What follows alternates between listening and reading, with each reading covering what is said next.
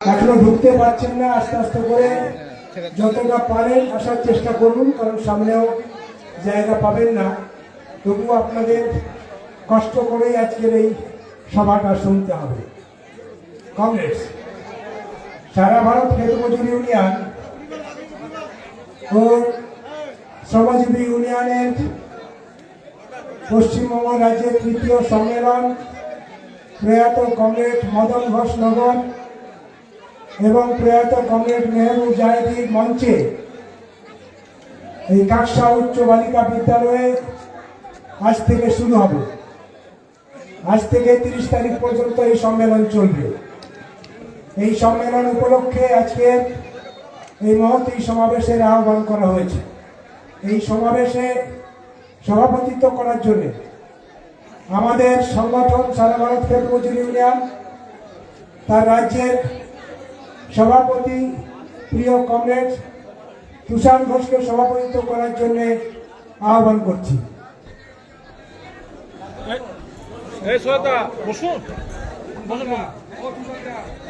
আচ্ছা, সভাপতি হিসাবে আমি তুষার ঘোষের নাম সমর্থন করছি।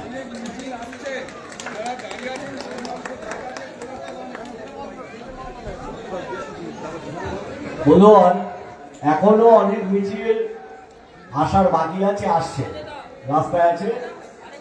এই যারা এই সামনে কিছুটা ফাঁকা আছে, আমি অনুরোধ করব যারা সামনে দাঁড়িয়ে দাঁড়িয়ে আছেন, একটু সমস্যা হবে বসতে, কেউ বসে পড়ুন। আমি মঞ্চে ইতিমধ্যে আমাদের জেনারেল সেক্রেটারি ভেঙ্কট আছেন, এসছেন। আমাদের উড়িষ্যার নির্মলবাবু এখানে এসছেন। আর আমাদের বিক্রম সিং উনিও এখানে উপস্থিত হয়েছেন। আমি এখন ডেকে নিচ্ছি এই মঞ্চে, আর আমাদের রাজ্যের যারা আছেন তো রয়েছেন। আমি ডাকছি প্রাদেশিক কৃষক সভার সম্পাদক কমরেড পরেশ পাল, আপনি আসুন। অভ্যর্থনা সমিতির কার্যকরী সভাপতি দীনেশ মণ্ডল, তাকে মঞ্চে আসতে অনুরোধ করছি। কৃষক আন্দোলনের অন্যতম নেতা কমরেড সৈয়দ হোসেনকে, তাকেও মঞ্চে আসতে আহ্বান জানাচ্ছি। বন্যা আমাদের আজকের মিটিংয়ের স্পিকার, তাকেও মঞ্চে আসতে অনুরোধ করছি। আর কমরেড মোহাম্মদ সেলিম কিছুক্ষণের মধ্যে আসবেন, আমাদের মূল বক্তা এখানে, তাকেও আমরা আমন্ত্রণ জানাচ্ছি, তিনি মঞ্চে চলে আসবেন। সাংবাদিক বন্ধুরা, তাদের কাছে অনুরোধ করছি, ডান দিকে চেয়ার আছে আমাদের ঠিক মঞ্চের ডান দিকে, এখানে আপনারা বসুন। আমরা সবার কাজ শুরু করছি। আপনারা ইতিমধ্যে মেঘনাথ ভূঁইয়া প্রাদেশিক কৃষক সভার সভাপতি, তাকেও আমি অনুরোধ করছি তিনি আমাদের মঞ্চে আসুন, তাকে অনুরোধ করছি, মঞ্চে আসার জন্য অনুরোধ করছি। আপনারা ইতিমধ্যে শুনেছেন যে আমরা কাকসাতে আমাদের সংগঠনের তৃতীয় রাজ্য সম্মেলন করছি, 30 তারিখ পর্যন্ত হবে। এই সম্মেলন যখন আমরা অনুষ্ঠিত করছি, তখন আমরা একটা মিছিল বালিকা বিদ্যালয় থেকে এলো, আরো মিছিল আসছে। মিছিলে দুধারে বহু গরিব মানুষ, সাধারণ মানুষ, তারা বাড়ি থেকে বেরিয়ে এসছেন। আমাদের মিছিলের যা স্লোগান, যে সমস্ত আমরা কথাবার্তা বলছিলাম মিছিলে, সেগুলোর উদ্দেশ্যে ধান দাঁড়িয়েছেন, সম্মতি প্রকাশ করেছে। আমরা কালকের কাকসায় এসেছিলাম, কাল একটা মিছিল এই রাস্তায় আমি দেখেছি। আমাদের সঙ্গেও যে সমস্ত সতীর্থরা ছিলেন তারাও দেখেছেন। বিশ্ব হিন্দু পরিষদের মিছিল। সেই মিছিলের স্লোগান হলো মুসলমানদের ধোলাই করো, পেটাই করো। সেই মিছিলের স্লোগান হলো বিদ্বেষের স্লোগান, বিদ্বেষের স্লোগান। আর আজকের আমাদের মিছিলের স্লোগান হলো হিন্দু ও মুসলমান, অন্য সম্প্রদায়ের মানুষ, গরিব মানুষ, মেহনতি মানুষ, তারা সংকটে আছে, জীবন যন্ত্রণায় আছে। তাদের অধিকার, তাদের মজুরি, তাদের কাজ, তাদের জঙ্গলের অধিকার, তাদের আবাসনের অধিকার, তাদের শিক্ষার অধিকার। সেই স্লোগান। দুটো মিছিলের তফাৎ নিশ্চিত কাকসার মানুষ বুঝেছে। আমাদের এই সম্মেলনে এই দুটো মিছিল থেকে যে দু ধরনের ভাষ্য উঠে এসছে। একটা ভাষ্য হলো আজকের আমরা লুট হচ্ছি, আমাদের দেশ লুট হচ্ছে, গরিব মানুষের মজুরি বাড়ছে না।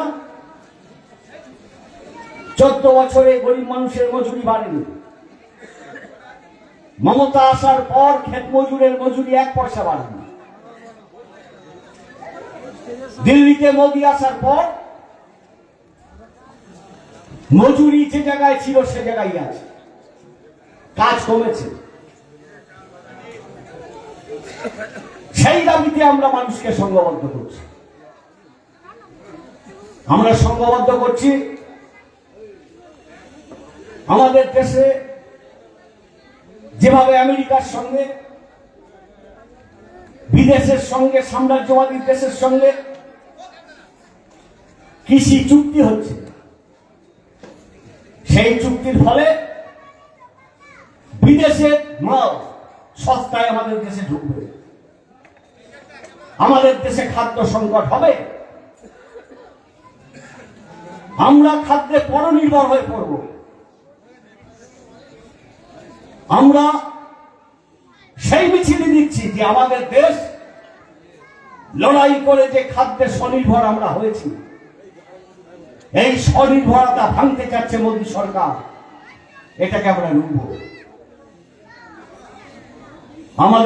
আমাদের কৃষকরা যে পরম্পরায় চাষ করছেন তাদের নিজ বীজ দিয়ে, আমাদের দেশের বীজ খামারগুলো আমাদের দেশের জলবায়ু, আমাদের দেশের বৈচিত্র্যকে সামনে রেখে বীজ উৎপাদন করে। সেই খামারগুলোকে ধ্বংস করবে। আজকের সাম্রাজ্যবাদী দেশগুলো থেকে, কর্পোরেটের কাছ থেকে বীজ আমদানি করার নীতি গ্রহণ করা হচ্ছে। আমাদের দেশের কৃষক তার মৃত্যু বরণ আর কর্পোরেটের পোয়া 12 হবে, তার বিরুদ্ধে আমরা স্লোগান দিচ্ছি। আমাদের মিটিং, মিছিল, লড়াইয়ের অভিমুখ আদিবাসীদের রক্ষা করতে হবে। আমাদের অভিমুখ যারা খেতে খায় তাদের কাজের ব্যবস্থা করতে হবে 12 মাস। আমরা পশ্চিমবাংলায় ক্ষেত মজুর ইউনিয়ন, পশ্চিমবাংলায় সারা ভারত কৃষক সভা, অন্যান্য বামপন্থী সংগঠন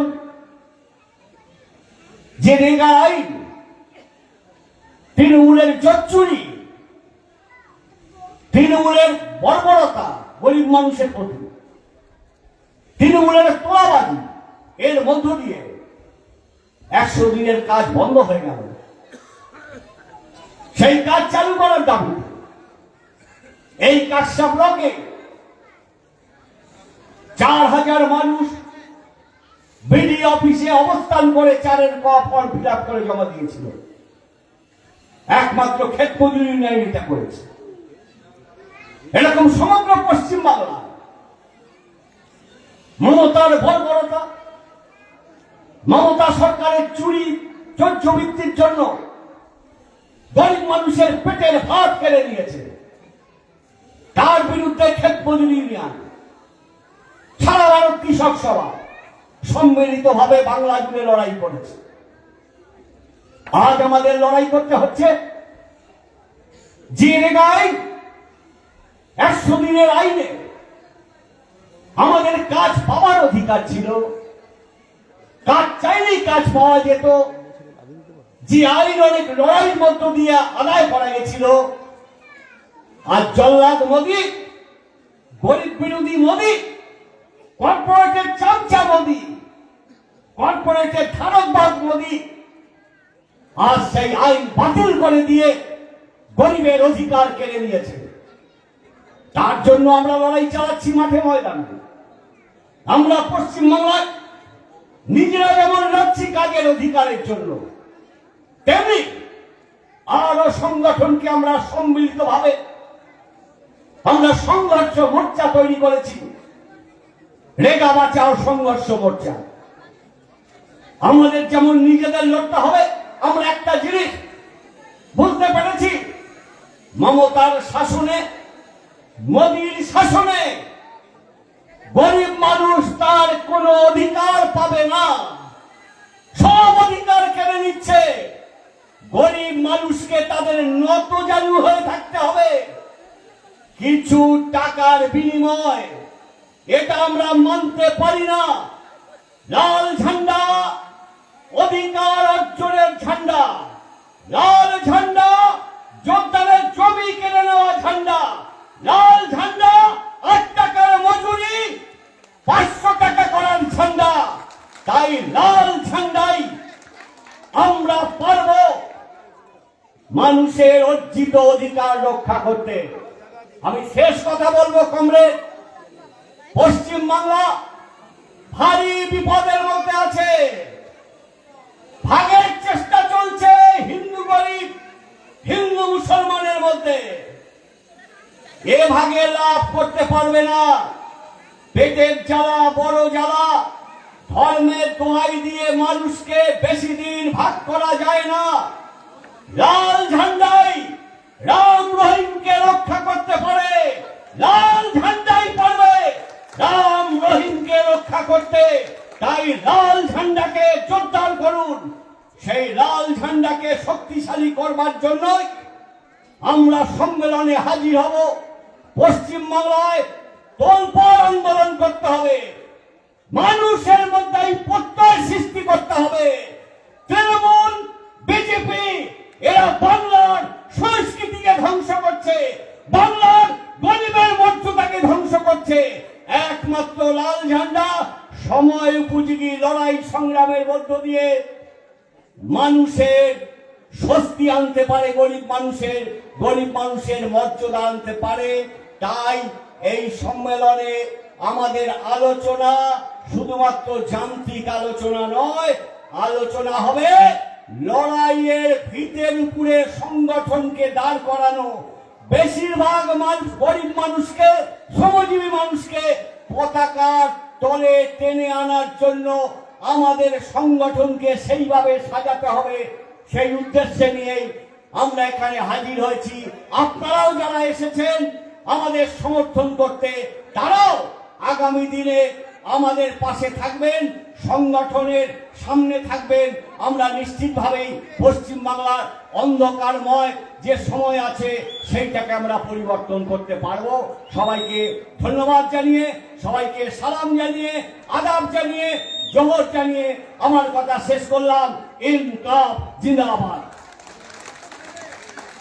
এবারে আপনাদের সামনে বক্তব্য রাখবেন এই যে আয়োজন অভ্যর্থনা সমিতি করেছে, কাকসা এলাকার গণতান্ত্রিক মানুষের সাহায্য নিয়ে, শ্রমজীবী মানুষের সাহায্য নিয়ে, সেই অভ্যর্থনা সমিতির কার্যকরী সভাপতি কমরেড বীরেশ মণ্ডল।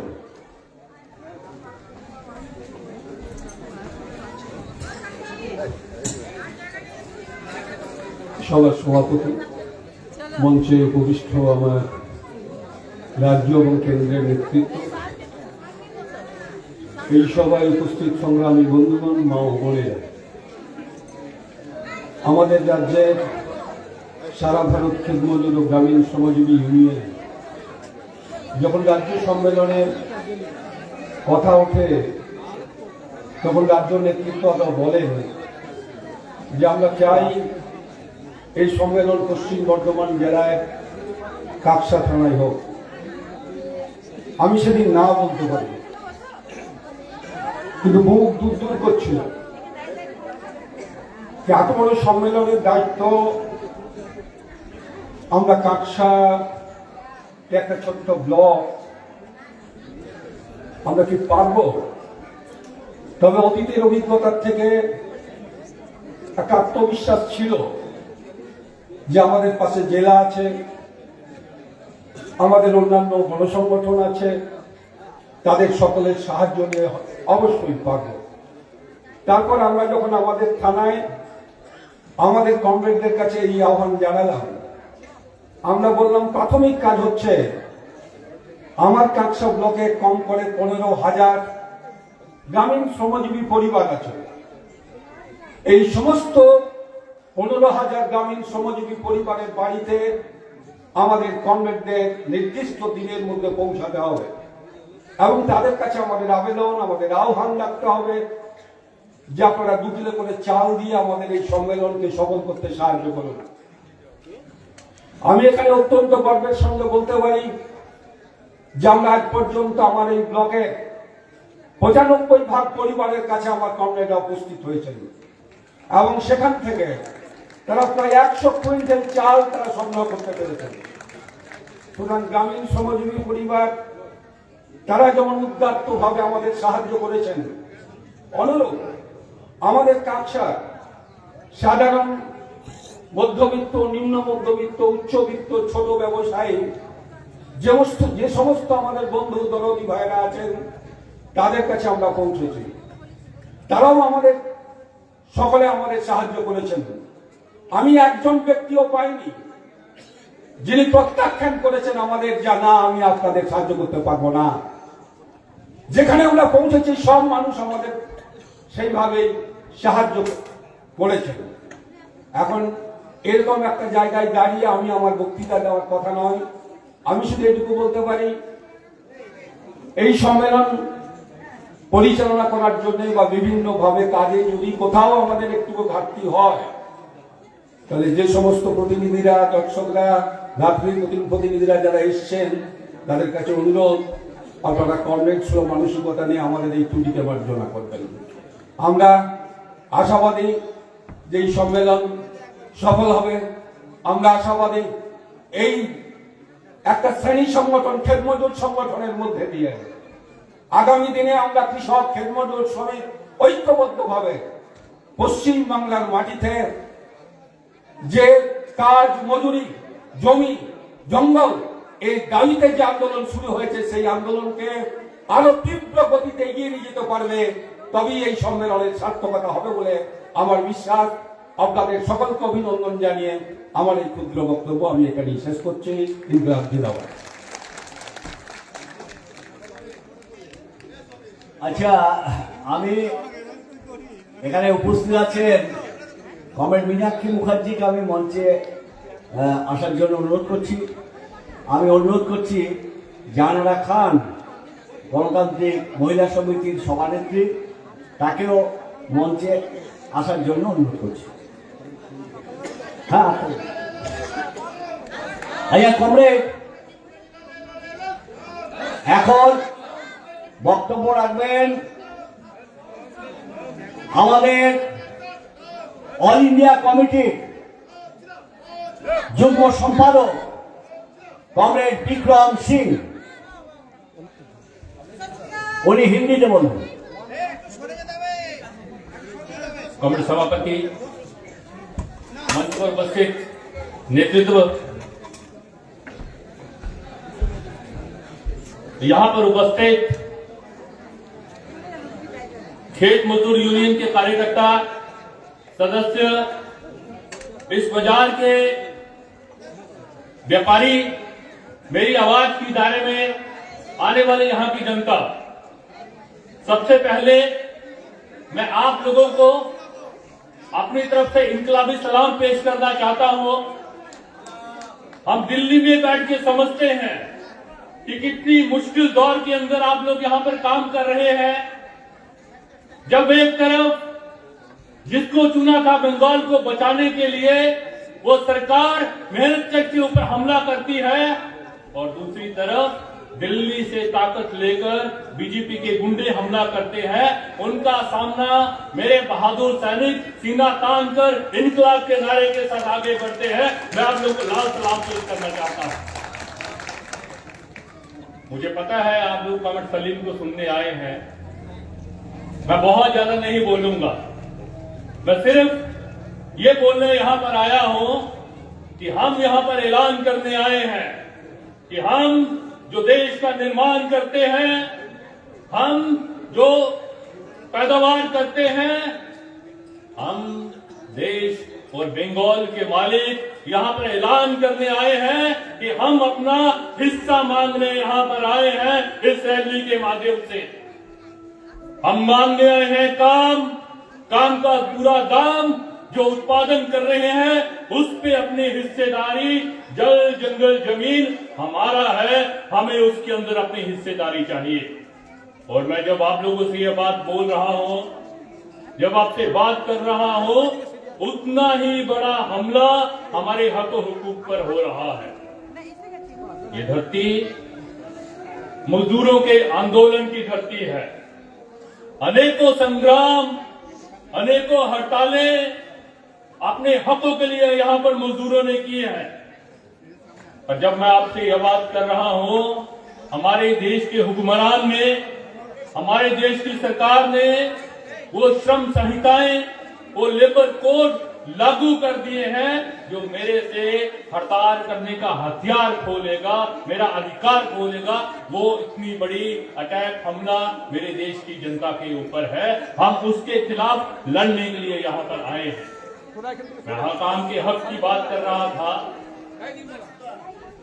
तुषार साहब बोल रहे थे कि जो लाल झंडा है वो लाल झंडा आम इंसान के लिए लड़ता है, और इसी लाल झंडे के सैनिक, इसी लाल झंडे से चुनी हुई ताकतें जब संसद के अंदर पहुंची, उन्होंने बोला हमें कोई पद नहीं चाहिए, हमें कोई मंत्रालय नहीं चाहिए, हमें क्या चाहिए, जिस जनता ने चुनकर भेजा है वो जनता हाथ नहीं फैलाएगी, उस हाथ के लिए काम का अधिकार चाहिए। वो मनरेगा यूपीए 1 के समय भारत की जनता की ताकत ने मजबूर किया उस समय यूपीए को लागू करने के लिए।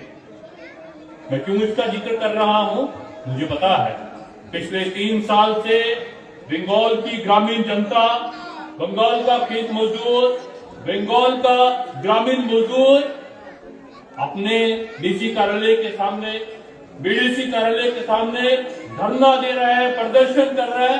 क्यों? क्योंकि वहां पर जो मोदी तानाशाह बैठा है उसने उसे हक को, बंगाल की मजदूर जनता को वंचित कर दिया था, महरूम कर दिया था। और कारण क्या था? कितने मासूम लोग हैं कि कारण ये था कि बंगाल में मनरेगा में भ्रष्टाचार होता है। जैसे वो जानते ही नहीं कि भ्रष्टाचार कौन करता है। वो मजदूर जो सुबह दिहाड़ी लगाने जाता है, शाम को वापिस आता है ये सपना लेके कि कल मजदूरी मिलेगी, अपने बच्चे के लिए किताब खरीदेगा, उसके लिए नए कपड़े खरीदेगा, घर के लिए राशन लाएगा, वो भ्रष्टाचार नहीं करता है। भ्रष्टाचार कौन करता है? अरे साहब, भ्रष्टाचार करता है भाजपा का, टीएमसी का, वो वहां का ठेकेदार, वो वहां का अफसर, वो वहां का लोकल नेता, वो भ्रष्टाचार करता है उस मनरेगा के अंदर। पर ना बीजेपी सरकार, ना राज्य की ममता सरकार उस भ्रष्टाचार के खिलाफ कोई काम करती है, पर उस कानून को यहाँ पे खत्म कर देती है और मेरा मजदूर फिर हयात फैलाने के लिए मजबूर हो जाता है। और जो शुरुआत बंगाल से की वो पिछले संसद के सत्र के अंदर नरेंद्र मोदी ने एक कानून पास करके, नया विधेयक पास करके मनरेगा को खत्म कर दिया। और जो लड़के हक लिया था उस हक को खत्म कर दिया और उसकी जगह पर एक नई स्कीम लेकर आए हैं। जब उनकी इच्छा होगी पैसा देंगे, काम शुरू होगा, जब उनकी इच्छा होगी पैसा नहीं देंगे, काम नहीं शुरू होगा। इस धरती से मैं यहाँ पे आह्वान करना चाहता हूँ, मैं यहाँ से बोलना चाहता हूँ, खुलकर सुन ले ममता भी और खुलकर सुन ले नरेंद्र मोदी भी। पहला कानून मनरेगा का किसी ने खैरात नहीं दी थी, लड़के लिया था। और यहाँ से विश्वास के साथ बोल रहा हूँ, ये जो नया कानून लाए हैं, जो मनरेगा को खत्म किया है, इस बंगाल से ईमानदारी फूटेगी और इसका आह्वान पूरे देश के अंदर जाएगा। पूरे देश की मेहनत कश नरेंद्र मोदी को घुटनों पहनाएगी और मनरेगा को छीन कर वापिस लेगी। ये यहाँ से बोलने आए हैं हम, ये बोलने आए हैं हम कि अभी पिछले दिनों बंगाल के अंदर बंगाल बचाओ यात्रा चल रही थी और उस बंगाल बचाओ यात्रा के तहत हम कोशिश कर रहे हैं कि पूरे बंगाल के अंदर किससे बचाना है बंगाल को? बंगाल को बचाना है टीएमसी से, बंगाल को बचाना है भाजपा से, बंगाल को बचाना है टीएमसी की लूट से, टीएमसी के भ्रष्टाचार से, बंगाल को बचाना है भाजपा के उस जहर से जो इंसान को इंसान नहीं रहने देता है, उसको हिंदू मुस्लिम सिख ईसाई कर देता है। पहले त्योहार आते थे, ईद आता था, क्रिसमस आता था, महावीर जयंती आती थी, तो हम लोग सब खुश होते थे, मिठाइयां बांटेंगे, नए कपड़े लेंगे और सब उत्सव मनाएंगे, इकट्ठे होकर मनाएंगे, ईद भी मनाएंगे, दिवाली भी मनाएंगे, क्रिसमस भी मनाएंगे, गुरु पर्व भी मनाएंगे। सच जानी आज की डेट के अंदर जब कोई त्योहार आता है तो मन के अंदर डर शुरू हो जाता है, डर शुरू हो जाता है कि क्रिसमस के बाद चर्च के बाहर बीजेपी आरएसएस के गुंडे पता नहीं किसकी पिटाई कर देंगे, जब ईद होगी तो उसमें पता नहीं मेरे जो मुस्लिम भाई है उसकी पिटाई कर देंगे और मेरे देश के किस हिस्से के अंदर जहां पर खुशियां मननी चाहिए थी, जहां पर त्योहार मनना चाहिए था, वहां पर सांप्रदायिक दंगा हो जाएगा। और मेरा खूबसूरत देश, मेरा महान देश, जहां पर लोग एक दूसरे के साथ प्रेम के साथ रहते हैं, वहां पर नफरत की आंधी चल जाएगी और उसकी फसल बटोरेगी भाजपा। चुनाव के जरिए, वोट के जरिए वो डर, वो आतंक मेरे देश के अंदर इस समय पनप रहा है। हमने देखा अभी हमने देखा 25 के आसपास क्या हुआ पूरे देश के अंदर।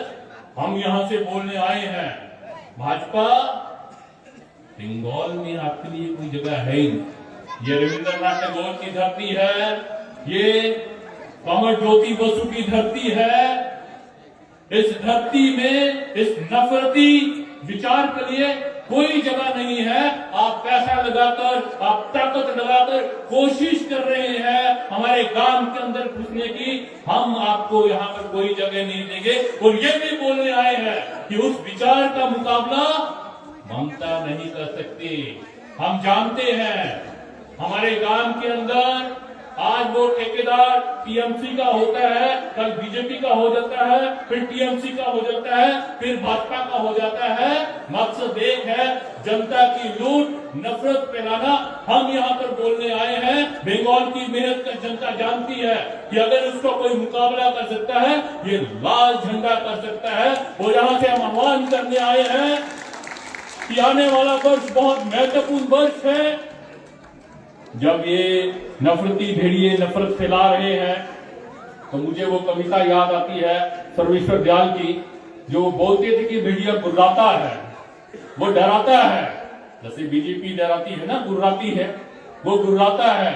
तुम एक काम करो, तुम मशाल जलाओ, क्योंकि भेड़िए में और तुम में एक फर्क है, और वो फर्क है भेड़िया मशाल जलाना नहीं जानता, आप मशाल जलाना जानते हो। आप मोहब्बत की, इनकलाब की मशाल जलाना चाहते हैं। पूरे बंगाल के अंदर इनकलाब की मशाल जलाएंगे।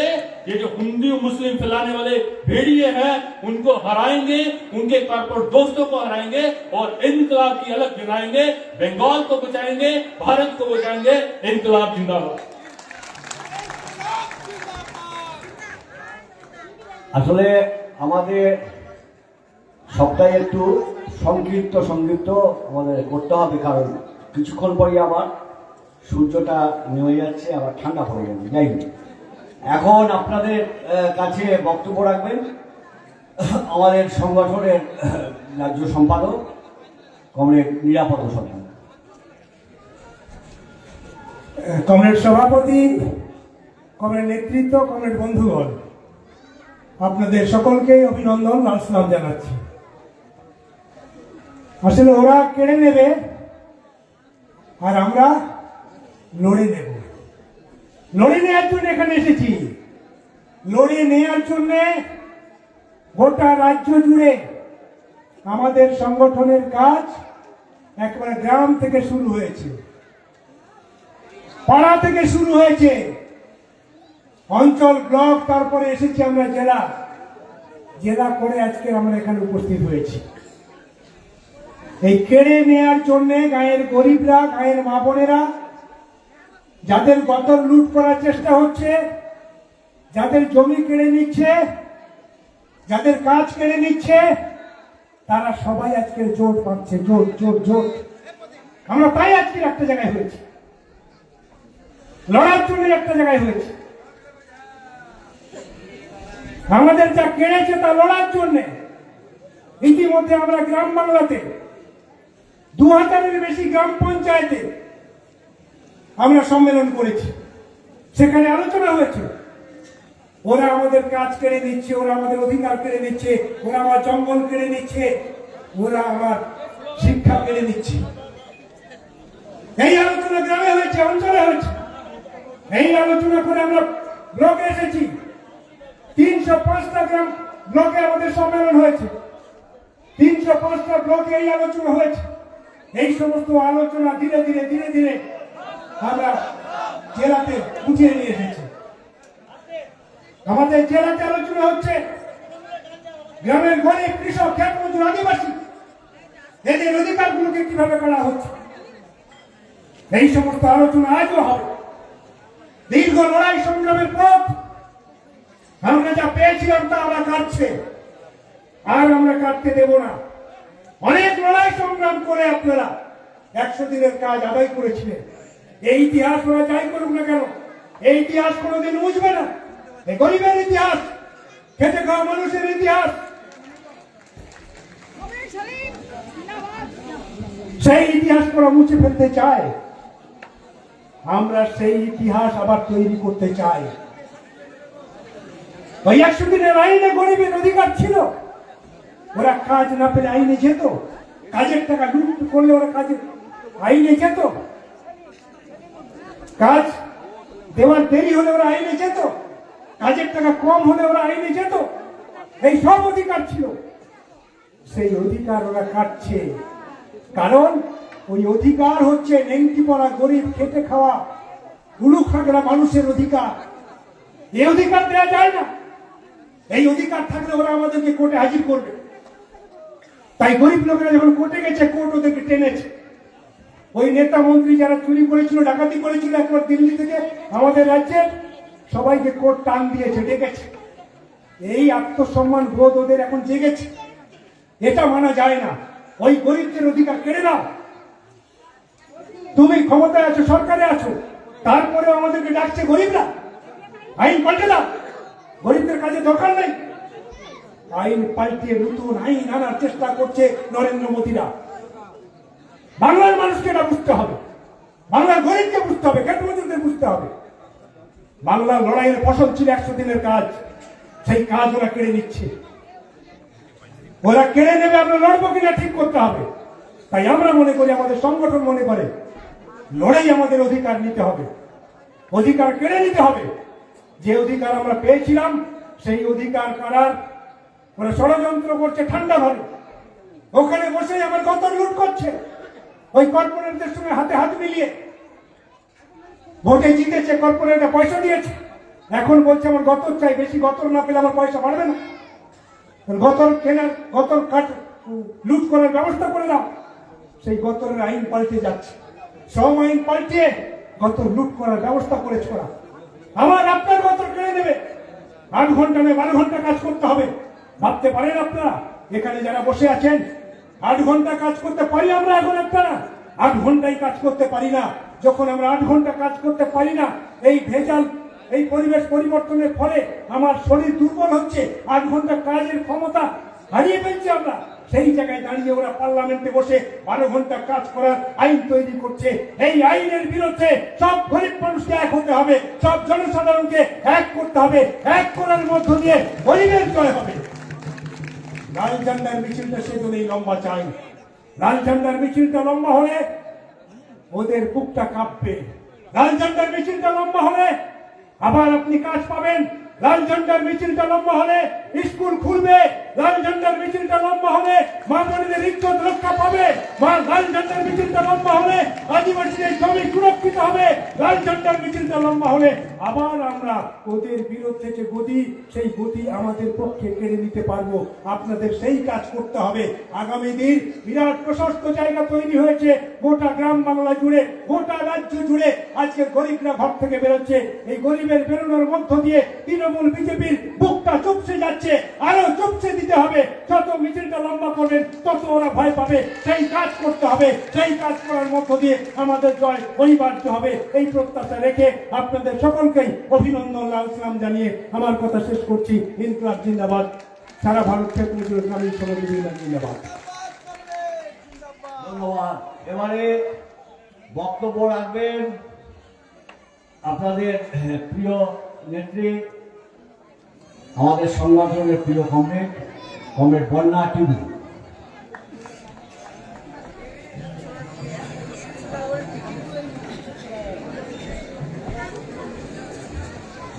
সভার সভাপতি, এই সভায় উপস্থিত আছেন আমার কেন্দ্র কমিটির সদস্য, রাজ্য কমিটির সদস্য, আমাদের রাজ্য সম্পাদক সেলিমদা, উপস্থিত আছেন আমার মা ও বোনের সাথিয়ার বন্ধুগণ, কাটিকুদো দুলর, মানাঙ্কদো জোহার, বড়দের প্রণাম। আপে দপে বাড়ায়া তিহেন যে সমাবেশ হয়ে খানা তিহেন দো আবহাওয়া রেঙ্গে হরা যাহাই সরকার বাড়িয়া সরকার কে হেলেনা কমরো সরকার। কমরো দো হয়ে খানা রাজ্য সরকার আর ডাকা দো হয়ে খানা কেন্দ্র সরকার। যাহায়া কমি আবহাওয়া কমি রেঙ্গে হরা কমি যতক লাগাও কে তাবনা কে হে নড খানবর প্রতিশ্রুতি বনি দিয়া আবহাওয়া কামরা রে যে ওপেল বাহা বললে দিয়ালে পদ্ম ফুল ফোটে না, আর আমরা পদ্ম ফুল ফুটতে দেবো না। পদ্ম ফুলের জায়গা হচ্ছে পাকেতে, আর ঘাস বনের জায়গা হচ্ছে মাঠেতে, কোনো দিয়ালে নয়। যে সরকার 2011 সালে এসেছে, গরিব মানুষ, খেটে খাওয়া মানুষে পেটে লাথি দিয়ে যে কথা বলে, সেটা হচ্ছে স্বয়ং মুখ্যমন্ত্রী। উনি কি বলেছিলেন? মা মাটি সরকার বলেছিলেন, শতভাগ প্রতীক বলেছিলেন, যে মেয়েদের লক্ষ্মী ভান্ডার থেকে 12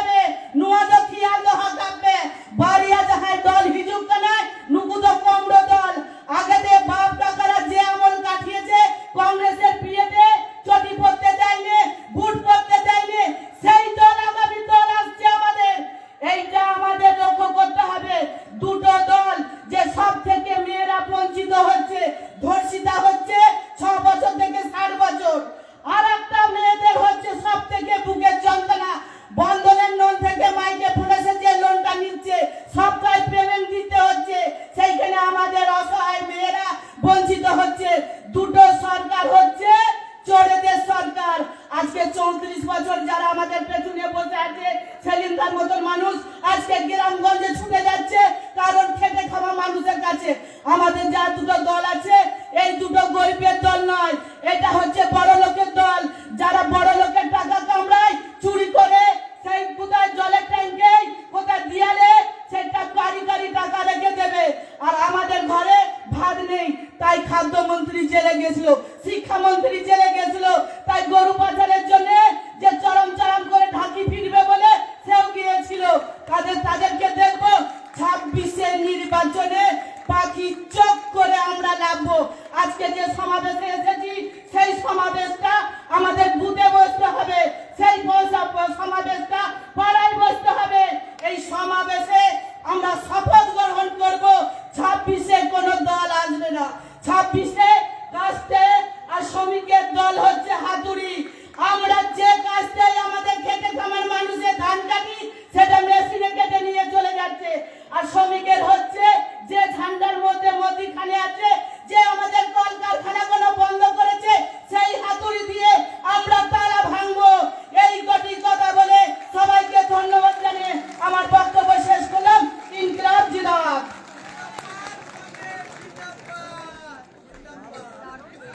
আচ্ছা, মোল্লাকে ধন্যবাদ, আপনাদের পক্ষ থেকে আমি ধন্যবাদ জানাচ্ছি। এখন আমাদের সভাপতির নেতা কমরেড অমিয় পাত্র আপনাদের সামনে বক্তব্য রাখবেন।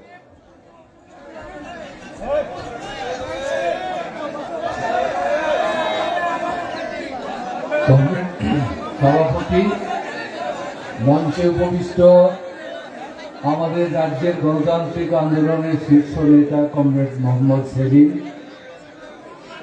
অন্যান্য নেতৃবর্গ, আমার সহযোদ্ধা কমরেডগণ, আর আজকের এই সমাবেশে অংশগ্রহণকারী প্রতিটি মা, বোন, ভাই, বন্ধু, বিরেশদা বলার পরে একটা কথা আমাদের বলতেই হয়। ক্ষেত মজুরদের এই সম্মেলনকে সফল করার জন্য আমাদের কাকসার কমরেডরা প্রায় 95 দরজায় পৌঁছেছেন এবং তারা যে অকুণ্ঠ সমর্থন করেছেন, সহযোগিতা করেছেন, আমরা আমাদের সংগঠনের রাজ্য কমিটির পক্ষ থেকে কাকসার মানুষের এই অকৃপণ দান এবং এই সহযোগিতা মনে রাখব এবং মানুষের প্রয়োজনে আপনাদের পাশে দাঁড়ানোর চেষ্টা করব।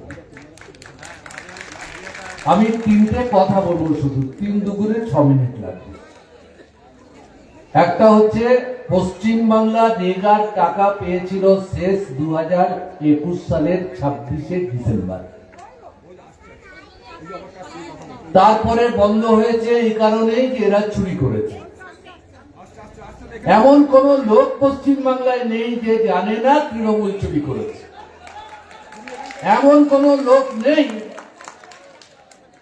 আমাদের দেশে যারা জানে না যে তৃণমূল চুরি করেছে। 2022 সালের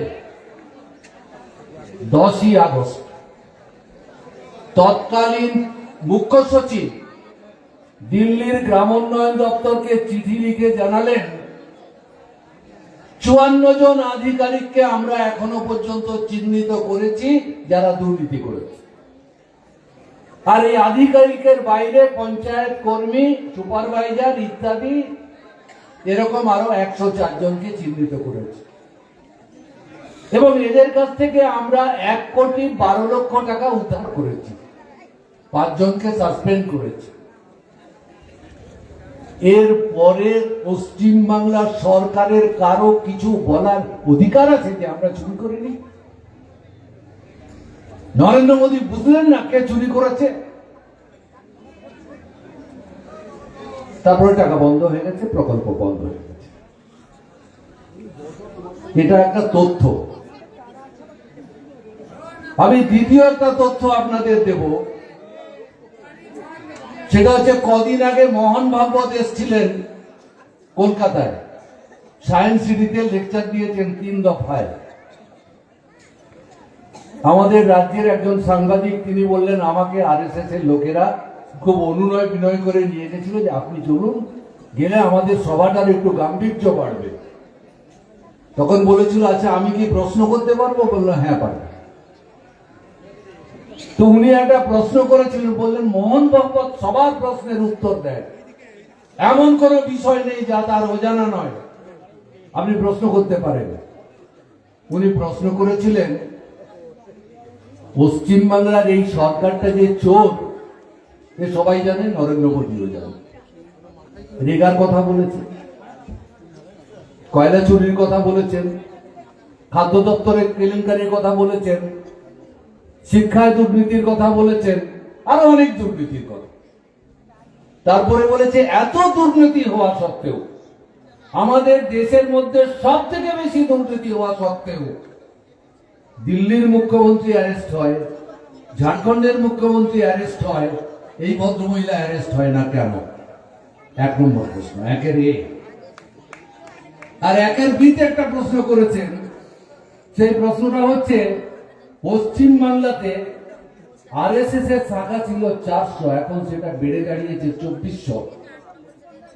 সবাই বলছে রাজ্যের মুখ্যমন্ত্রী আরএসএস কে বাড়তে সাহায্য করে, আর রাজ্যের মুখ্যমন্ত্রী যখন বিপদে পড়ে তখন আরএসএস এসে তাকে উদ্ধার করে, তাই মমতা গ্রেপ্তার হয় না।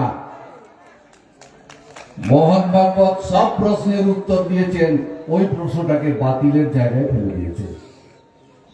তথ্য বিচার আপনারা করবেন। 3 নম্বর, আমার আগের বক্তারা বলেছেন বলে আমি বড় করব না, আমাদের দেশের সব সম্পদ একটার পর একটা বেসরকারি হাতে চলে যাচ্ছে, Adani, Ambani and company. Say rail বলুন, বিমান বলুন,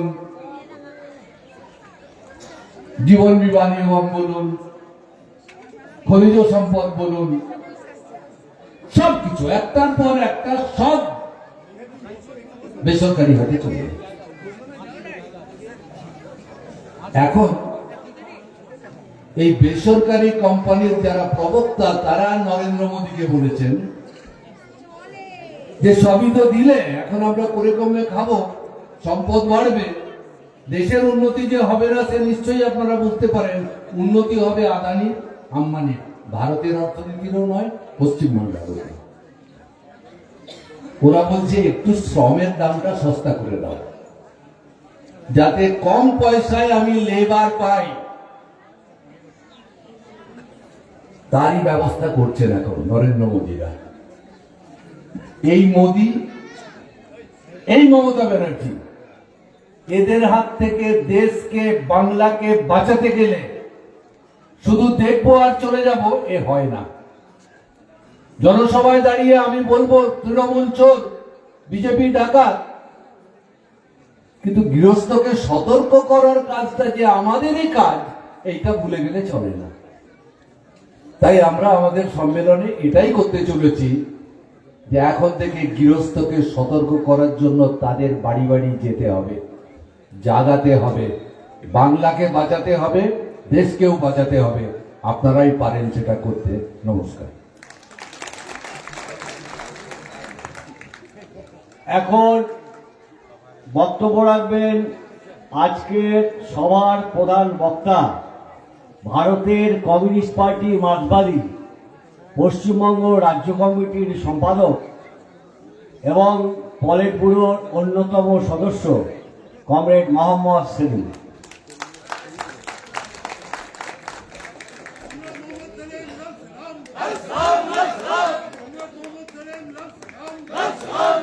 সাথী সভাপতি,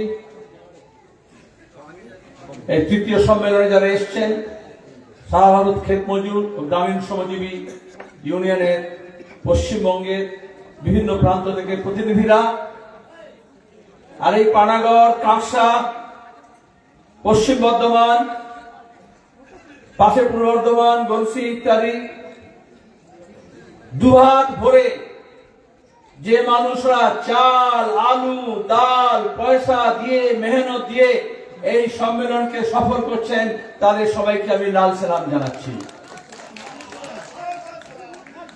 অনেকে বলে লাল সালাম করেন কেন আপনারা? বলেন এরকম, এখন এসব আরএসএস, বিজেপি যারা বেরিয়েছে না, আবার যারা মুসলিম মৌলবাদী সংগঠন, তারা বলে লাল সালাম কেন? একটা পুরনো হিন্দি में एक शेर है, ये सलामी तो है दोस्तों को, मगर मुठ्ठियां तनती है दुश्मनों के लिए।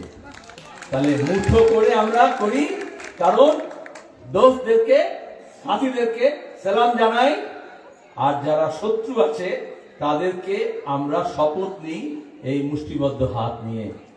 আদিম হিংস্র মানবিকতার যদি আমি কেউ হই, স্বজন হারানো শ্মশানে তোদের চিতায় আমি তুলবই। খেটে খাওয়া মানুষের বিরুদ্ধে যুদ্ধ হচ্ছে, দিল্লির সরকার হোক আর নবান্ন সরকার হোক, যারা লুটে খায় তারা মাথার উপরে উঠেছে, সাইনবোর্ড লাগিয়েছে দুটো ফুলে। কিন্তু মোদ্দা কথা হচ্ছে আমাদের মেহনতের ফসল, কৃষক ফসলের দাম পাবে না, ক্ষেত মজুর তার মজুরি পাবে না, দিন মজুর তার কাজ পাবে না, এ রাজ্যে শিল্প কলকারখানা হবে না, নিজের পরিবারে মুখে দুমুঠো ভাত জোগাড় করে দেওয়ার জন্য অন্য রাজ্যে পরিযায়ী শ্রমিক হয়ে যেতে হবে। আর সেখানে জাত পাত ধর্ম বর্ণ ভাষার নাম করে কখনো বলবে পূর্ববঙ্গ থেকে এসছে, বাংলাদেশ থেকে এসছে, বার্মা থেকে এসছে।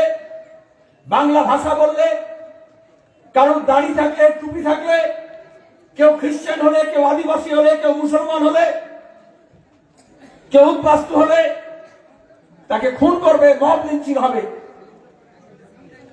তার দোকানপাট লুট হবে, বস্তি জ্বালাবে।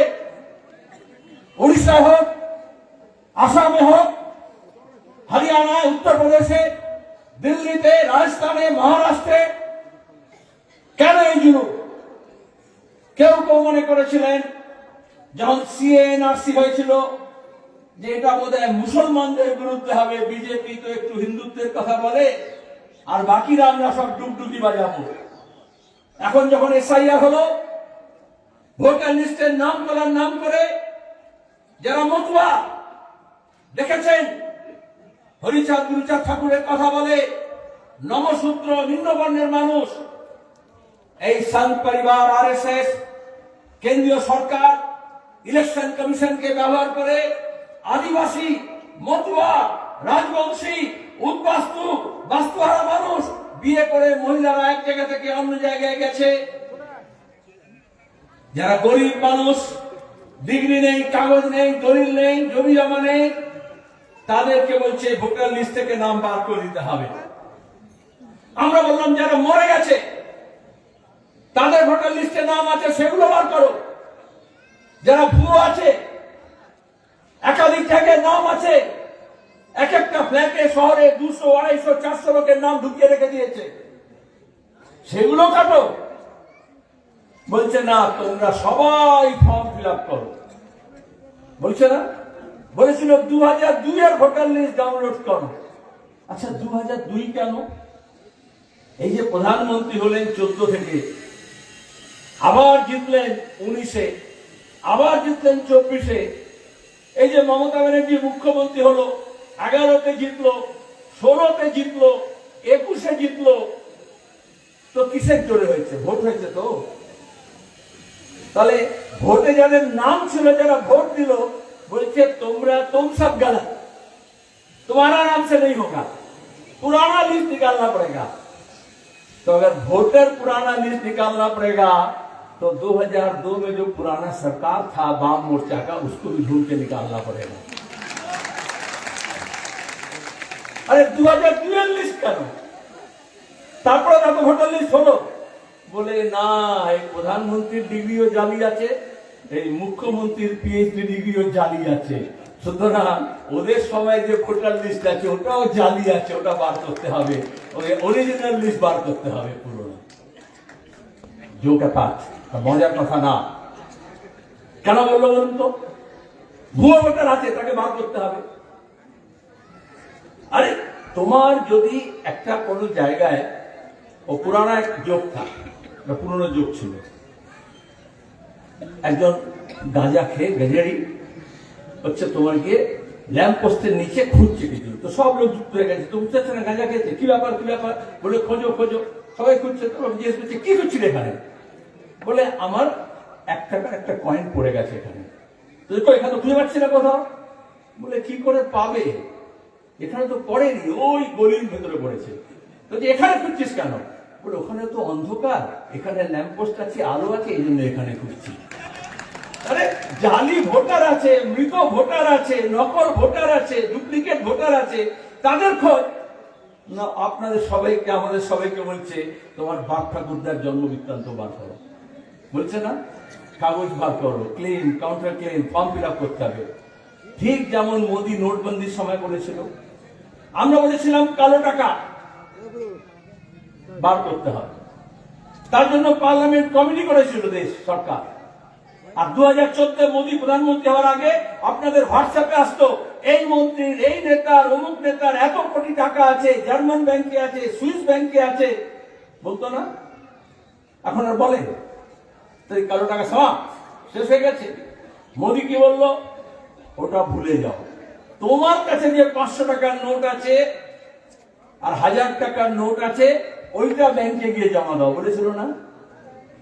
আরে পার্থ চ্যাটার্জির খাটের ভেতর থেকে কালো টাকা বেরোচ্ছে।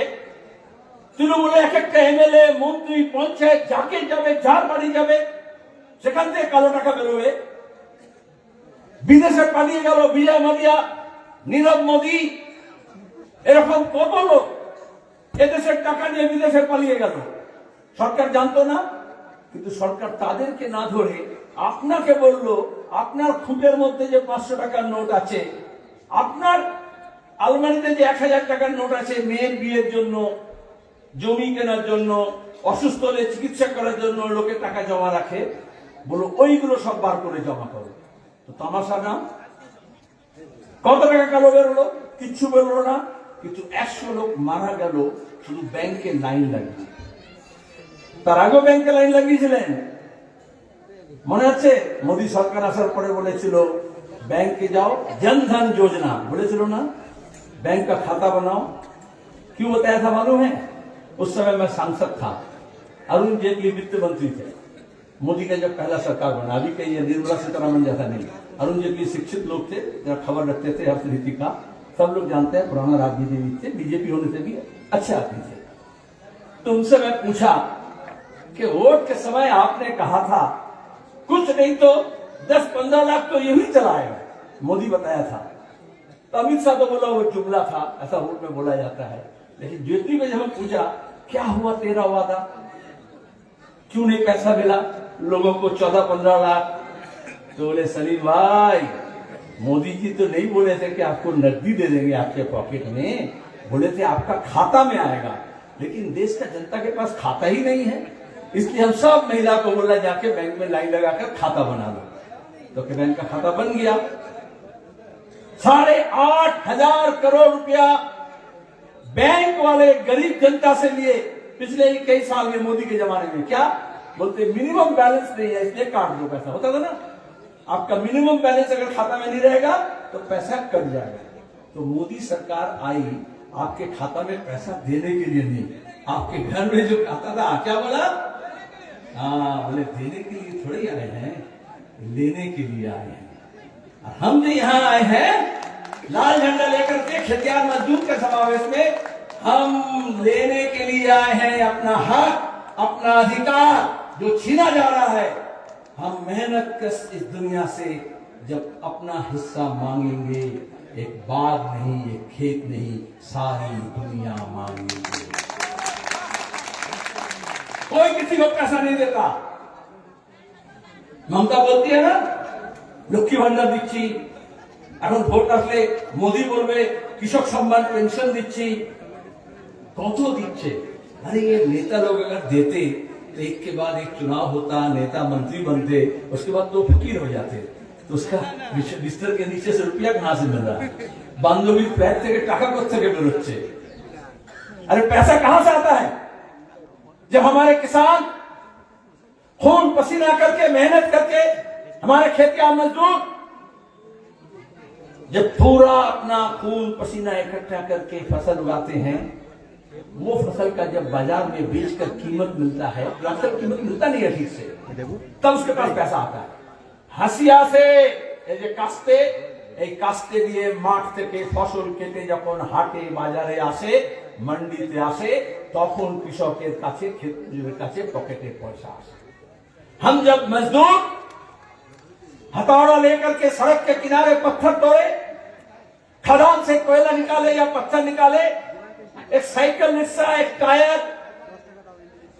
एक रिक्शा, एक साइकिल का अगर पंक्चर हो जाता है, चक्का बनाना पड़ता है तो हथौड़ा पीटना पड़ता है। एक टावर के ऊपर, लैंप पोस्ट के ऊपर चढ़ करके, बिल्डिंग के ऊपर चढ़ करके मेहनत करके बनाना पड़ता है, तब मजदूरी मिलता है, तब पैसा आता है। हाँ? है ना? हम जब नौजवान सभा करते थे, एक नारा सिखाते थे लोगों को, नौजवानों को, पैसा हमारा आपका, पैसा हमारा आपका, नहीं किसी का बाप का। किसान, मजदूर, मेहनत कस लोग, खेटे खावा लोग যখন খেটে খায় তার মজুরি পায় তবে তার কাছে টাকা আসে।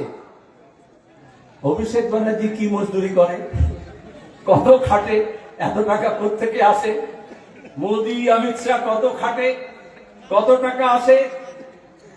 तो वो बोलते हम तुमको पैसा देते हैं, वो देते नहीं है, वो लेते हैं।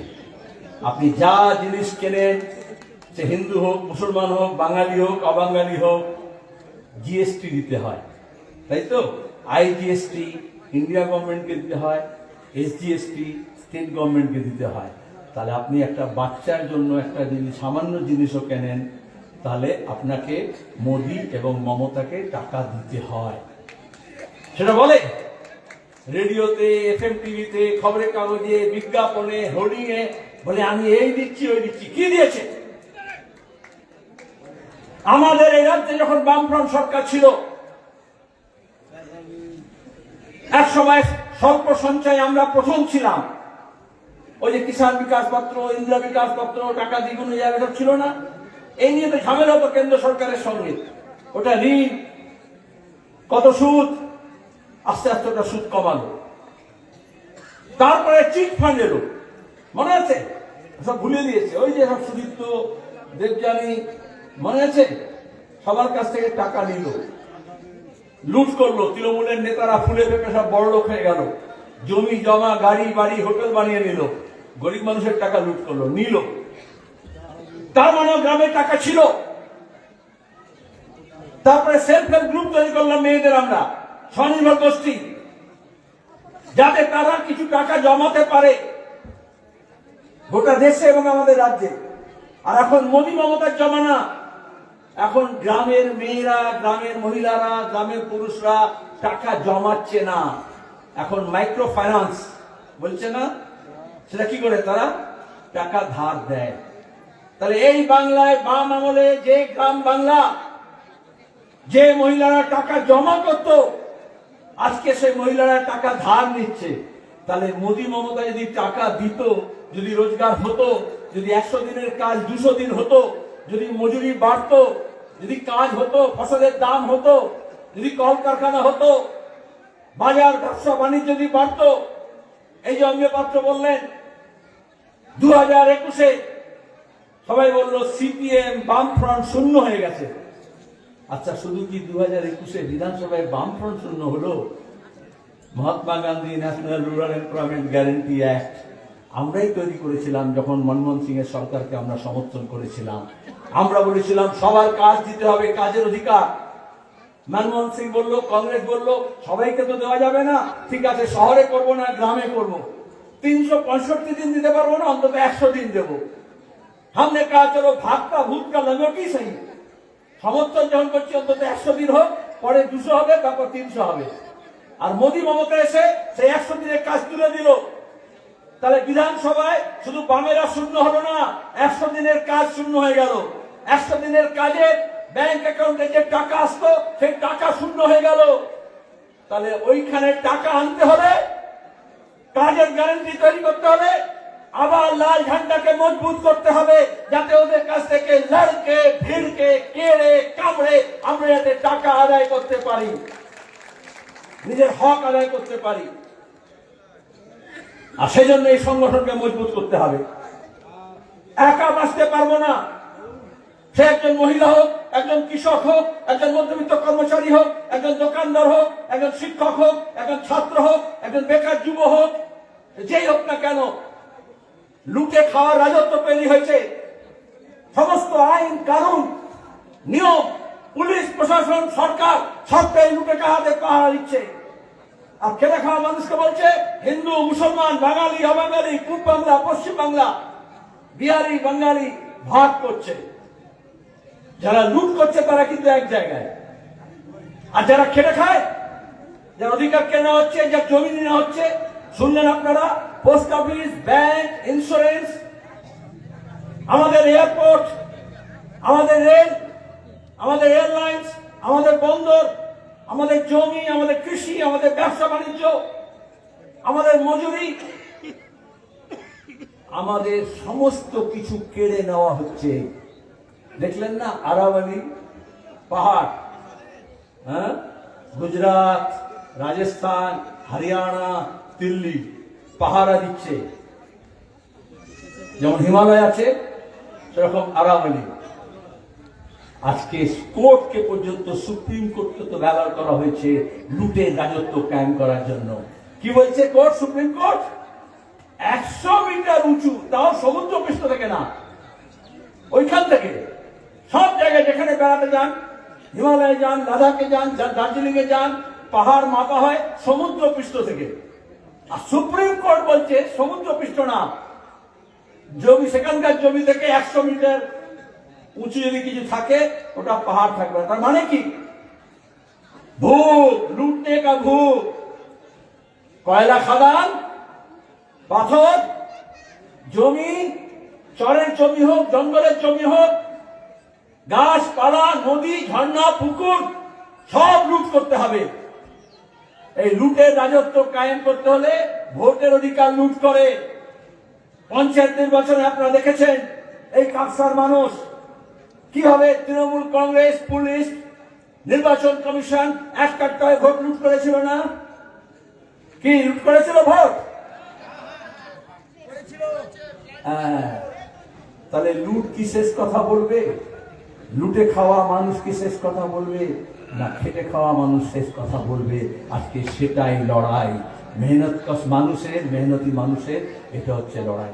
আমরা যদি আলাদা হয়ে যাই, হিন্দু মুসলমানের নামে, মন্দির মসজিদের নামে, গুরুদ্বারার নামে, গির্জার নামে, এই যে প্রতিদিন হচ্ছে না দেখছেন, বড়দিন খ্রিস্টানদের, কটা খ্রিস্টান আছে আপনি দেখুন, মধ্যপ্রদেশে, উত্তরপ্রদেশে, আসামে কিরকম ভাবে চার্চের সামনে গিয়ে বেরেল্লাপানা করেছে। কিন্ডারগার্টেন স্কুলে বাচ্চারা সাজিয়েছে সান্তা ক্লজ, তাকে ভাঙচুর করেছে। বড় বড় মল, ব্যবসায়ী মল, সেখানে সাজিয়েছে বড়দিনের আলো টালো লাগিয়ে, সেটাকে ভাঙচুর করেছে। এটা গণতন্ত্র? তাহলে লুট হলে শুধু ভোট লুট হয় না, শুধু ভোটাধিকার লুট হয় না, আপনার বেঁচে থাকার অধিকার, আপনার কাজের অধিকার, আপনার কথা বলার অধিকার, আপনার নিজের পদ্ধতিতে উপাসনা করার অধিকার, এই সব লুট হয়। আর এই লুটের বিরুদ্ধে লড়তে হবে, তাহলে মানুষকে এক কাট্টা হতে হবে। আমরা এই জন্য বলি সবাইকে এক হতে হবে। এটা কোনো মুসলমান দরদ না, এটা কোনো খ্রিস্টান দরদ না। অন্যায়ের বিরুদ্ধে ন্যায়ের কথা বলতে হয়। যদি কোনো মহিলার সম্মান লুট হয় প্রতিদিন যা হচ্ছে, উন্নত দেখলেন কি বলবে? আরে ও তো দলিত হ্যায়, উঁচু জাতের লোকের অধিকার আছে তাকে বলাৎকার করা। আদিবাসী মেয়ের ওপর হোক, আসিফা মুসলমানের উপরে হোক, তাহলে ধর্মের নামে হবে। ধর্মের নামে রাজনীতি করতে আমরা এই জন্য বারণ করি। ন্যায় অন্যায়, সত্য মিথ্যা, চুরি জোচ্চুরি, ওটা ধর্মের নামে ঠিক হয় না। আপনাকে দেখতে হবে তো, যদি একটা মেয়ের ইজ্জত লুট করে, তাহলে আপনি ওটা হিন্দু মুসলমান দেখবেন, বাঙালি বিহারি দেখবেন না? আপনাকে বলতে হবে একটা মেয়ের সম্মান। যেমন অভয়া কাণ্ডে দেখেছিলেন, একটা মেডিকেল কলেজের স্টুডেন্ট, তাকে তার ডিউটির মধ্যে তাকে বলাৎকার করা হলো, খুন করা হলো, তাহলে সবাই মিলে নামলো জাস্টিস ফর আরজিকর। আমরা কি বলবো হিন্দুর জন্য, মুসলমানের জন্য আলাদা? কেন বলবে? যারা বলাৎকার করে, যারা চুরি করে, যারা লুট করে, যারা দুর্নীতি করে, যারা দেশটাকে লুট করছে, রাজ্যটাকে লুট করছে, তারা চাইবে মানুষকে ভাগ করতে। আমরা যখন বলি ধর্মের সঙ্গে রাজনীতি মেলাবেন না, এটা ধর্মের বিরোধ না। মজহব নেই শিখাতা আপস মে बैर रखना। আমরা বলি मंदिर मस्जिद गुरुद्वारों में बांट दिया भगवान को। मंदिर मस्जिद गुरुद्वारों में बांट दिया भगवान को। धरती बांटी सागर बांटा, मत बांटो इंसान को। ये इंसानियत का बात है, মানবতার কথা। মানুষকে মানুষ হিসেবে দেখতে হবে। আমরা স্বাধীনতা আন্দোলনের সময় ইংরেজের বিরুদ্ধে লড়াই করেছি, 13 লড়াই করা হয়েছে। এই জেলায় হরে কৃষ্ণ কুমারের মতো নেতার নেতৃত্বে গোটা দেশে বার্তা গিয়েছে। কৃষকরা নিজের জমির জন্য লড়াই করেছে, যোদ্ধার জমিদারের বিরুদ্ধে, সেচের জন্য, জলের জন্য, ফসলের জন্য।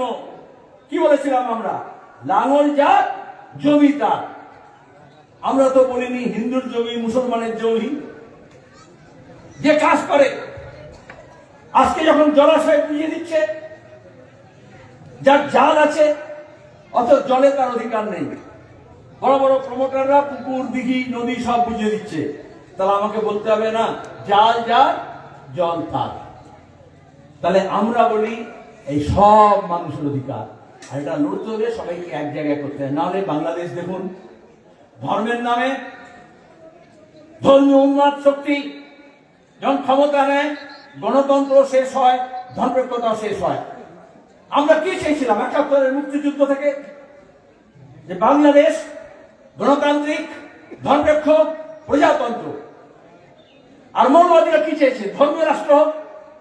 আর ধর্মীয় রাষ্ট্রে কি হয়? শুধু কমিউনিস্ট না, শুধু সমাজতন্ত্রী না, শুধু মহিলারা না, শুধু আওয়ামী লীগ না, তাহলে সাংস্কৃতিক সংগঠন উদিচি, ছায়ানট, রবীন্দ্র চিন্তা ভাবনা দিয়ে যারা প্রচার করছে তাদের উপর আক্রমণ হচ্ছে।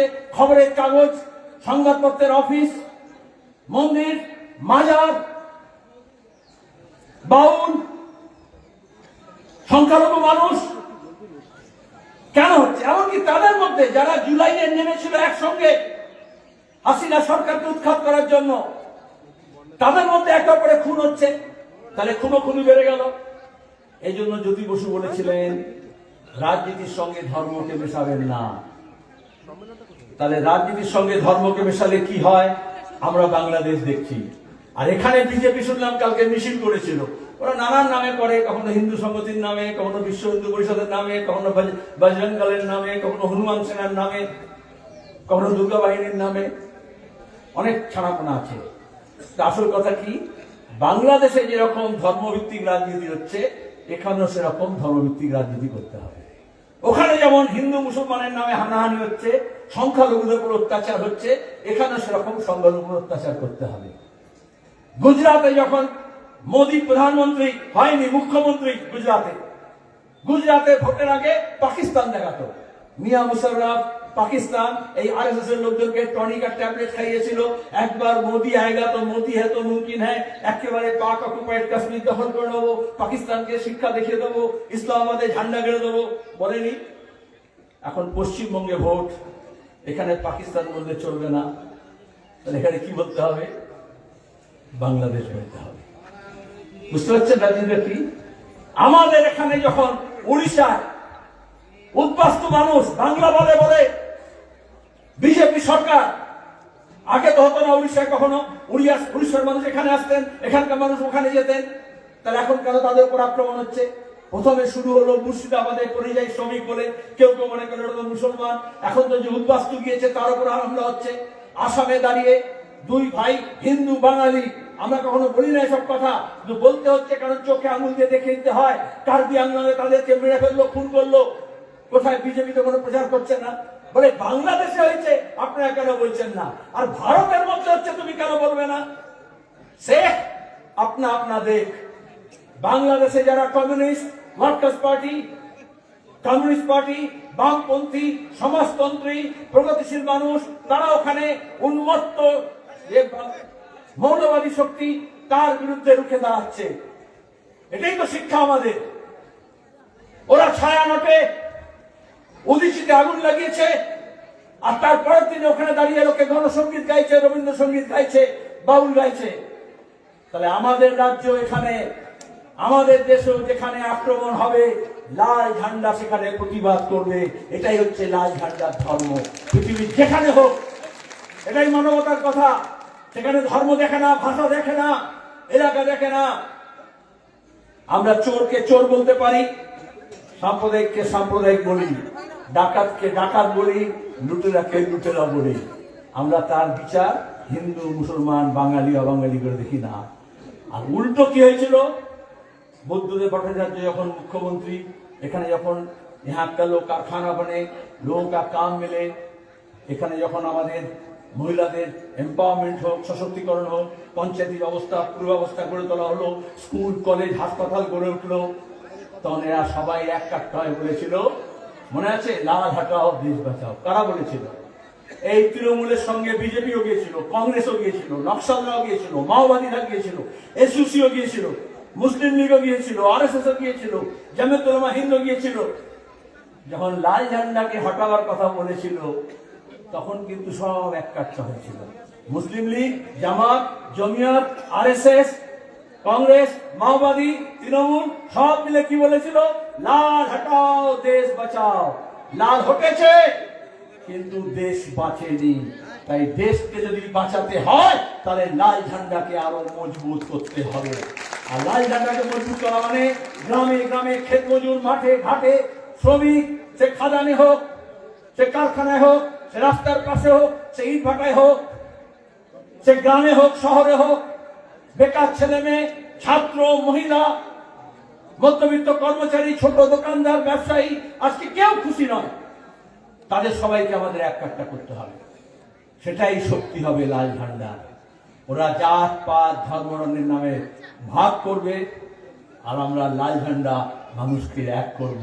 এই পশ্চিমবঙ্গ যদি না বাঁচে দেশ বাঁচবে না। দেশকে সবসময় পশ্চিমবঙ্গ রাস্তা দেখিয়েছে, আর আজকে পশ্চিমবঙ্গ নিজেই রাস্তা হাতড়াচ্ছে। আগে যখন আমরা অন্য রাজ্যে যেতাম, লোকে বলতো বিবেকানন্দ, নেতাজি, শরৎচন্দ্র, বঙ্কিমচন্দ্র, নজরুল, রবীন্দ্রনাথের জায়গা থেকে, জ্যোতি বসুর জায়গা থেকে আপনারা এসছেন। এই যে বিক্রম আছে, ভেঙ্কটেশ আছে, যে রাজ্যে আমরা যেতাম একটা সম্মান পেতাম। আর এখন গোটা দেশে গিয়ে কি অবস্থা হয়েছে, বলে ও আপনি মমতার রাজ্য থেকে এসছেন, তাই না? হ্যাঁ, শুধু মমতা বলে না, বলে চট্টি কে আসে আয়। হ্যাঁ, তাহলে আমাদের মর্যাদা চলে গেল।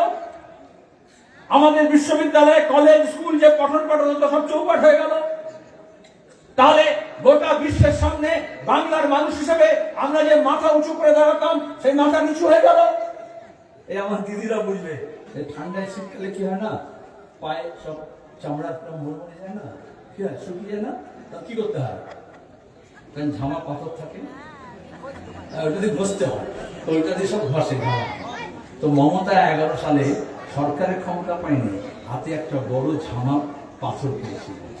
বাঙালিদের না একটা নাক উঁচু ছিল, হ্যাঁ, বলে আমরা তো রবীন্দ্রনাথের উত্তরসূরি, নজরুলের, নবজাগরণের প্রিয় দিও। তো মমতা কি করেছে, ওই নাকটাতে ঝামা দিয়ে ঘষতে আরম্ভ করেছে। ঘষে ঘষে এই 14 বছরে পুরো লেভেল করে দিয়েছে। আর বাঙালি নাক উঁচু করে কাউকে কিছু বলতে পারে না। আগে ঝাড়খণ্ডে, বিহারে, উড়িষ্যায়, আসামে গেলে বলতো আরে হাম বাঙালি হ্যাঁ। আর এখন তার ঘর জ্বালাচ্ছে, বাংলা ভাষাকে বলছে বাংলাদেশি ভাষা। আমার সোনার বাংলা, আমি তোমায় ভালোবাসি, এই গানটা গাইলে আসামের মুখ্যমন্ত্রী বলছে তুমি দেশদ্রোহী। আগে নজরুল সম্পর্কে বলতো, এখন রবীন্দ্রনাথ সম্পর্কে বলছে। তাহলে আমরা কিভাবে লড়বো এটার জন্য? নিজের ঘর থেকে লড়াই শুরু করতে হয়। দেশকে যদি বাঁচাতে হয় তাহলে এই বাংলাকে বাঁচাতে হবে। আর এই বাংলাকে বাঁচানো মানে বাংলার মানুষের ঐক্যকে বাঁচাতে হবে, সম্প্রীতিকে বাঁচাতে হবে, তার শিক্ষাকে, তার স্বাস্থ্যকে, তার ক্ষেতকে, তার ফসলকে, তার মজুরিকে, তার 100 দিনের কাজকে, তার আবাস যোজনা কর্মসূচিকে, মেয়েদের মান, মর্যাদা, ইজ্জতকে, আমাদের শিশুদের অধিকারকে। আর সে কাজ আমরা করব সম্মেলনের 3 দিন। এই সারা ভারত ক্ষেত মজুর এবং গ্রামীণ শ্রমজীবী সংগঠনের যারা প্রতিনিধিরা এসছেন তারা আলোচনা করবেন। আপনারা সবাই সাহায্য করেছেন, আরেকবার ধন্যবাদ জানাবো। কিন্তু এইখানে এটা শেষ নয়, 3 দিনের মধ্যে আলোচনা করে সিদ্ধান্ত করে আমাদের গ্রাম অন্তরে ছড়িয়ে যেতে হবে, সব মানুষের কাছে যেতে হবে। যারা বিজেপি এবং তৃণমূল বিরোধী তাদেরকে দুহাতে আগলে আমাদের পাশে পেতে হবে, বুক জড়ায় কাছে টেনে নিতে হবে।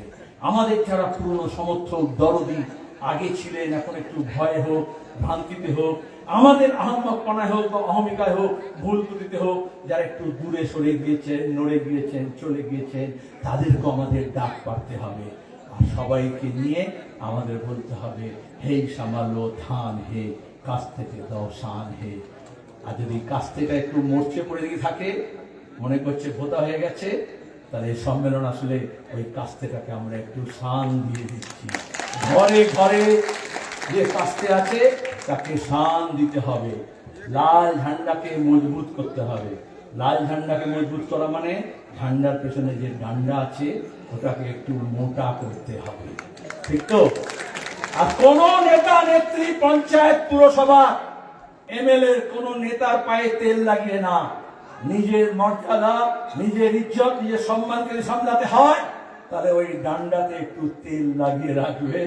তাহলে দেখবেন ওই পুলিশ হোক, গুন্ডা হোক, মস্তান হোক, আমাদের মাথা উঁচু করে বুক চিতিয়ে সেটাতে লড়তে হবে। কি হবে লড়াই? পেছনে যে আছে হবে লড়াই।